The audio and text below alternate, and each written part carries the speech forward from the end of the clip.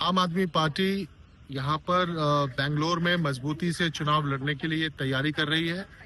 आम आदमी पार्टी ने बेंगलोर के लोगों में सर्वे कराया, पूछा कि क्या आम आदमी पार्टी को मजबूती से चुनाव लड़ना चाहिए। बेंगलोर के 80% से ज्यादा लोगों ने कहा कि हम बीजेपी, कांग्रेस और जेडीएस से परेशान हो चुके हैं, क्योंकि 25 सालों में जो लूट की राजनीति इन्होंने की है, पूरे शहर का जंगल खा गए, लेक्स को जो है सो बर्बाद कर दिया। 500 लेक होते थे, अब आधे से भी कम रह गए। सारा जंगल का जो कवर था, ग्रीन कवर जो है 50% से ज्यादा था। मतलब कि बेंगलोर को गार्डन सिटी ऑफ इंडिया कहा जाता था। गार्डन सिटी को इन्होंने गार्बेज सिटी बना दिया। ग्रीन कवर 50% से 5% हो गया है। जो 28 मीटर पे 28 फुट पे पानी होता था, वो पानी 300 फुट नीचे चला गया है। पूरा वाटर कंटेमिनेटेड है। कैंसर जैसी बीमारियां हो रही है, गंदी बीमारियां हो रही है।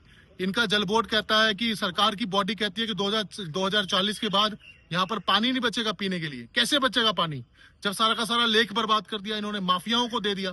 तो सारे मिलकर लूट की राजनीति कर रहे हैं। तो यहाँ के लोग लूट की राजनीति जो बीजेपी, कांग्रेस, जेडीएस सब मिलके कर रहे हैं, क्योंकि ये मिलके ही हो सकता है, उसके बिना संभव नहीं है कि आप जल, जंगल, जमीन सब कुछ लूट लो।